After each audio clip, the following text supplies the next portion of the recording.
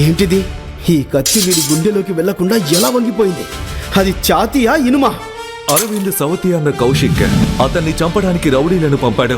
మీలో ఒక్కడైనా బతికుంటే మీ బాస్ దగ్గరికి వెళ్ళి చెప్పండి, అరవింద్ స్టీల్ బాడీని కత్తులు కూడా ఏం చేయలేవని.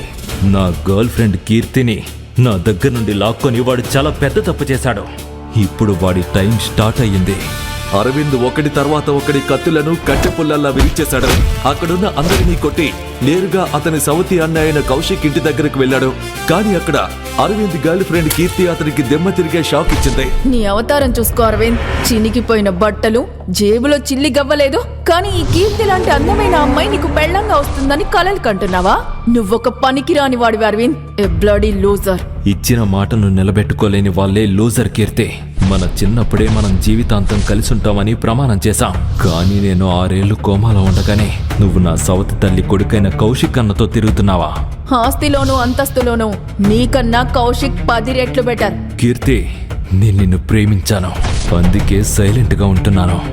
ఏదో ఒక రోజు నా సహనం నశించినప్పుడు ఈ సిటీ మొత్తం నా కోపానికి వణికిపోతుంది. నన్ను మోసం చేసినందుకు నువ్వు బాధపడతావు చూడు. ఏదో రోజు ఈ పేద అరవింద్ అందరికీ బాస్ అవుతాడు. రే బికారి, నువ్వు కుక్కలాగా మొరగడానికి తప్ప దేనికి పనికిరావు. వెళ్ళిక్కడి నుంచి, లేదంటే నా సెక్యూరిటీ గార్డ్స్ నీ బొక్కలెర కొడతారు. కీర్తి నాది, నాకు మాత్రమే సొంతం. నిస్సందేహంగా ఉంచుకో. అయినా ఈ అరవింద్ సెకండ్ హ్యాండ్ వస్తువులను వాడు. అబ్బా, నీ తల్లే ఒక సెకండ్ హ్యాండ్. ఇక్కడికి రాకముందు ఎవరితో సంబంధం పెట్టుకుందాం, అందుకే నాన్న మెడ పట్టుకుని రోడ్డుపై గంటేశాడు.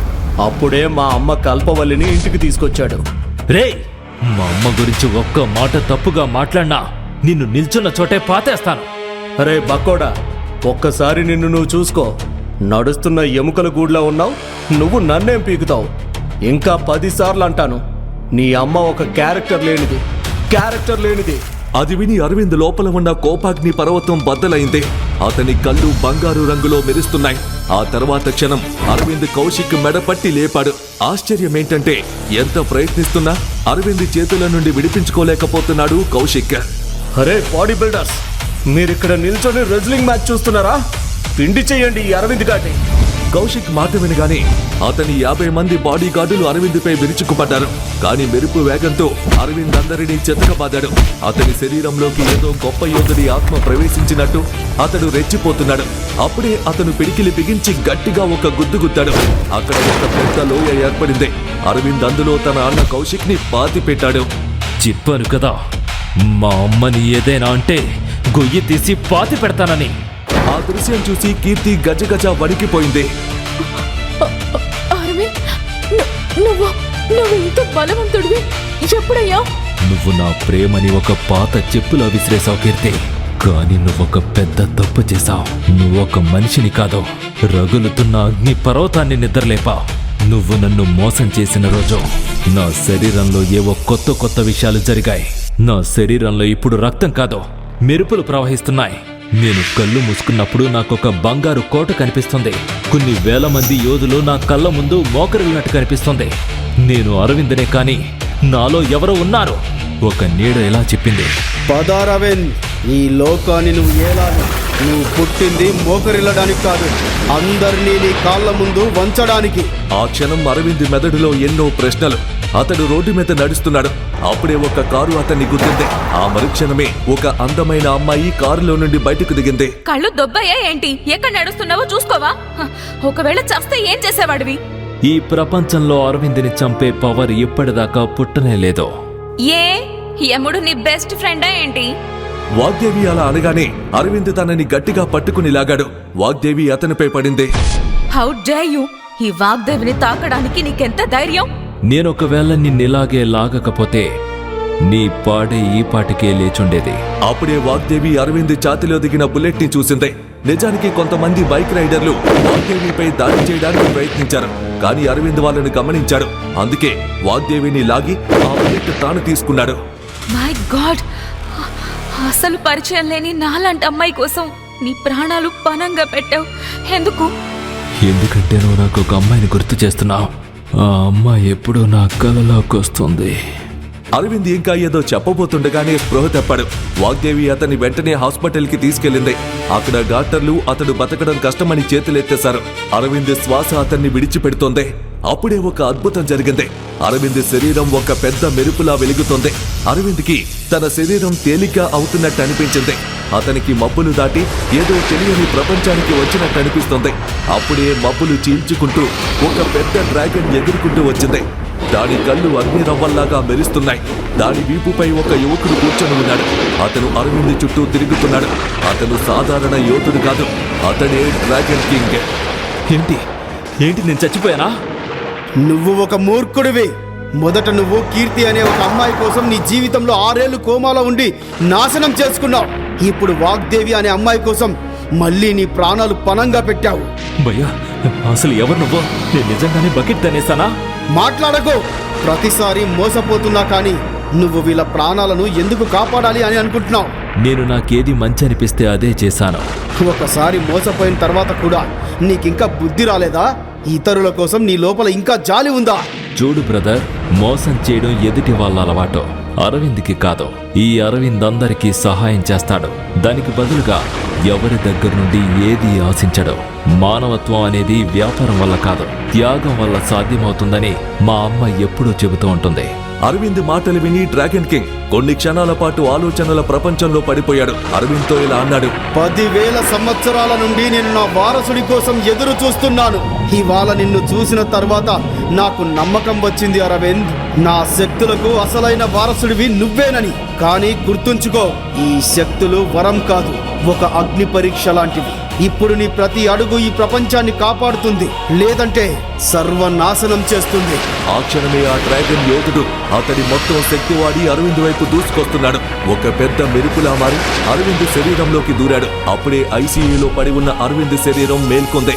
అతని శరీరం బంగారంలా మెరుస్తోంది. తర్వాతి క్షణంలో అరవింద్ కళ్ళు తెరిచాడు. ఈసారి అతను ముందు కన్నా ఎంతో బలంగా ఉన్నట్టు అనిపిస్తోంది. అతను తన కాళ్ళపై నిల్చున్నాడు. నిజంగానే యమధర్మరాజు నీ బెస్ట్ ఫ్రెండ్. నువ్వు చావు కళ్ళు కప్పొచ్చావు. ఆమె వాగ్దేవి.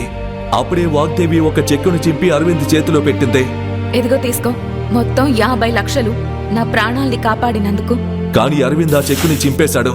ఓ, నాకు అర్థమైంది. నీకింకా డబ్బులు కావాలి కదా. నేనేమనుకున్నానంటే నీలాంటి పేదవాడికి 50 లక్షలు చాలా ఎక్కువని. అయినా నువ్వు నా ప్రాణాలు కాపాడిన వాడివి. ఇదిగో తీసుకో, 1 కోటి రూపాయల చెక్. నువ్వు కూడా నన్ను గుర్తు చేసుకుంటావు. కాని అరవింద్ దాన్ని కూడా చింపేశాడు.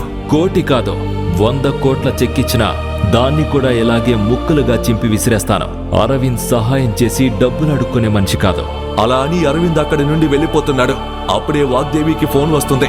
ఆమె అరవింద్కి అడ్డంగా వెళ్తుంది. మోకాళ్లపై కూర్చొని అరవింద్ని ఇలా అడిగింది: అరవింద్, నేను వాగ్దేవి రాజేంద్ర ప్రసాద్ని, ఇండియాలోనే రిచెస్ట్ అమ్మాయిని. నేను నీ భార్యని కావాలనుకుంటున్నాను. నువ్వు నన్ను పెళ్లి చేసుకుంటావా? ఒకసారి చేతులు కాలాక నిప్పంటేనే భయమేస్తుంది మేడం. అందరు అమ్మాయిలు ఒకటే, మోసం చేస్తారు. నేనేమీ పిచ్చోని కాదు మళ్ళీ మోసపోవడానికి. అలా అని అరవింద్ అక్కడి నుండి వెళ్తున్నాడు. అప్పుడు వాగ్దేవి అరవింద్కి ఒక ఉత్తరం ఇచ్చింది. అది చదివిన తర్వాత అరవింద్ కాళ్ల కింద నేల కంపించిపోయింది. ఏంటి, దిమ్మ తిరిగి మైండ్ బ్లాక్ అయిందా? ఇప్పుడు నువ్వు నన్ను పెళ్లి చేసుకోక తప్పదు. సరే, నేను నిన్ను పెళ్లి చేసుకుంటాను. కానీ గుర్తుంచుకో, ఈ అరవింద్ ఒక్కసారి చేయి పట్టుకుంటే చచ్చేదాకా వదలడు. అసలు ఎందుకని ఇండియాలోనే రిచెస్ట్ అమ్మాయి వాగ్దేవి పేదవాడైన అరవింద్ని పెళ్లి చేసుకోవాలనుకుంది? అసలు ఆమెకు ఎవరి దగ్గర నుండి ఫోన్ కాల్ వచ్చింది? ఆ ఉత్తరంలో అంతలా ఏముందని అరవింద్ వాగ్దేవిని పెళ్లి చేసుకోవడానికి సిద్ధపడ్డాడు? ఈ పెళ్లి ఎక్కడికి దారి తీస్తోంది తెలుసుకుందాం ఇంకొద్ది నిమిషాల్లోనే. కోర్టులో పెళ్లి చేసుకున్న తర్వాత వాగ్దేవి అరవింద్ని తన ఇంటికి తీసుకెళ్లింది. కాని తన తండ్రి పేదవాడైన అరవింద్ను వాగ్దేవి పెళ్లి చేసుకోవడం చూసి ఇలా అన్నాడు: వాగ్దేవి, ఈ చెత్తను ఎక్కడి నుంచి తెచ్చావు? నేను నీ పెళ్లిని ఈ సిటీలోనే రిచెస్ట్ మ్యాన్ ప్రియదర్శితో ఘనంగా చేద్దామనుకున్నా. కానీ నువ్వు ఈ బికారిని ఈ ప్రసాద్ ఫ్యామిలీ అల్లుడిని చేద్దామనుకుంటున్నావా? వాడి బట్టల నుండి దరిద్రమైన వాసన వస్తోంది. ఇలాంటి వాడిని నేను ఇంట్లో పనివాళ్లా కూడా పెట్టుకోను. బయటికి గెంటేయండి వీణ్ణి. మావయ్య, బట్టలు బజార్లో ఉంటాయి, కానీ అదృష్టం తలరాత పైవాడు రాస్తాడు. మీరు ఇవాళ నన్ను గెంటేమంటున్నారు, కానీ రేపు ఎక్కడే నిలబడి నా కోసం ఎదురు చూస్తూ ఉంటారు. మిమ్మల్ని అలా ఉంచుతానని ఈ అరవింద్ మాటిస్తున్నాడు. అక్కడ వాగ్దేవిని పెళ్లి చేసుకుందామనుకున్న ప్రియదర్శికి అరవింద్ గురించి తెలియగానే అతడి రక్తం మరిగిపోయింది. వాగ్దేవి కేవలం నాకు మాత్రమే సొంతం. తను నా దగ్గర మాత్రమే ఉండాలి.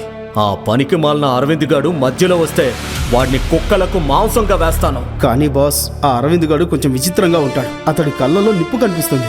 ఓహో, ఆ నిప్పుని నేను వాగ్దేవి కన్నీళ్లతో ఆర్పేస్తాను. ఈ రోజు రాత్రి వాగ్దేవి నాదవుతుంది. ప్లాన్ రెడీ చేయండి. వాగ్దేవిని కిడ్నాప్ చేశారు. ఆమెను ప్రియదర్శి కాళ్ళ దగ్గర పడేశారు. ప్రియదర్శి, నన్ను కిడ్నాప్ చేయడానికి నీకెంత ధైర్యం? దూరంగా ఉండు నాకు. నువ్వు నన్ను పెళ్లి చేసుకోలేదు వాగ్దేవి, కానీ నీ శోభనం మాత్రం నాతోనే. అరవింద్, నన్ను కాపాడు. అరువు, ఇంకా గట్టిగా అరువు. నీ బికారి భర్త ఏంటి దేవుడొచ్చినా నిన్ను నా దగ్గర నుండి కాపాడలేడు అని అంటూ ప్రియదర్శి వాగ్దేవి వైపు వెళ్తున్నాడు. అప్పుడే పెద్ద పెద్ద మెరుపులు మెరుస్తున్నాయి. గాలి వేగంగా వీస్తోంది. భూమి కంపించిపోయింది. ఏంటిది? ఉన్నట్టుండి వాతావరణం ఎందుకిలా మారిపోయింది? అప్పుడే అరవింద్ అద్దాలు పగలగొట్టుకుంటూ అక్కడికి వచ్చాడు. వాగ్దేవి వైపు కన్నెత్తి చూస్తే ఆ కళ్ళని తీసి పారేస్తాను. చెయ్యి వెయ్యాలని చూస్తే ఆ చేతిని నరికేస్తాను. ఆమెను ఏడిపిస్తే ఈ సిటీనే శ్మశానం చేస్తాను. అరవింద్ శరీరం పూర్తిగా మారిపోయింది. ఎముకల గూడులా ఉండే అతని శరీరం కండలు తిరిగిన శరీరంలా మారిపోయింది. అతని కళ్ళల్లో నిప్పు కనిపిస్తోంది. అతని శరీరంలో నుండి ఏవో మెరుపులు కనిపిస్తున్నాయి. అతని లోపల ఉన్న అగ్నిపర్వతం ఏ క్షణంలోనైనా పేలుతుందని అనిపిస్తోంది. అప్పుడే ప్రియదర్శి తన మనుషులతో ఇలా అన్నాడు. ఏం చూస్తున్నారు? బుల్లెట్స్ తో కాల్చి చంపండి ఈ బికారి గాడిని. నా మీదకి బుల్లెట్లా? చావు కూడా నన్ను తాకడానికి భయపడుతుంది. కాల్చండి, ఎన్ని బుల్లెట్లు కాల్స్తారో. ఆ మరుక్షణం అరవింద్ పైకి ఒకదాని తర్వాత ఒక బుల్లెట్ వర్షపు చినుకుల్లా దూసుకువచ్చాయి. కానీ ఆశ్చర్యం కలిగించే విషయం ఏంటంటే అవి అరవింద్ వెంట్రుకను కూడా పీకలేకపోయాయి. ఆ బుల్లెట్లు అన్నీ అరవింద్ని తాకి పేపర్ ముక్కల్లా కింద పడ్డాయి. ఏమైంది? బుల్లెట్లు అయిపోయా? సరే, కొంచెం హ్యాండ్ ఎక్సర్సైజ్ చేద్దాం. నా ఒక్క పంచ్ మీ 10 బొక్కలను విరగొడుతుంది. రెండో పంచ్కి మీరంతా మళ్ళీ శ్మశానంలో కలుసుకుంటారు. ఇక మూడో పంచ్తో వచ్చే జన్మలో కూడా నొప్పి గుర్తుంటుంది. ఆ మరుక్షణం అరవింద్ ఒక్కడే 100 కన్నా ఎక్కువగా ఉన్న ఆ రౌడీలను చితకబాదాడు. 10 సెకండ్లలోనే అందరినీ మట్టి కనిపించాడు. అది చూసి ప్రియదర్శి భయపడ్డాడు.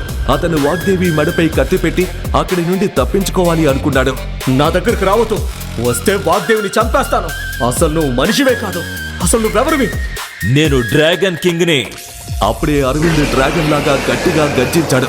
ఆ గర్జన విని ప్రియదర్శి ప్యాంటు తడిచిపోయింది. ప్రియదర్శికి అర్థమైంది.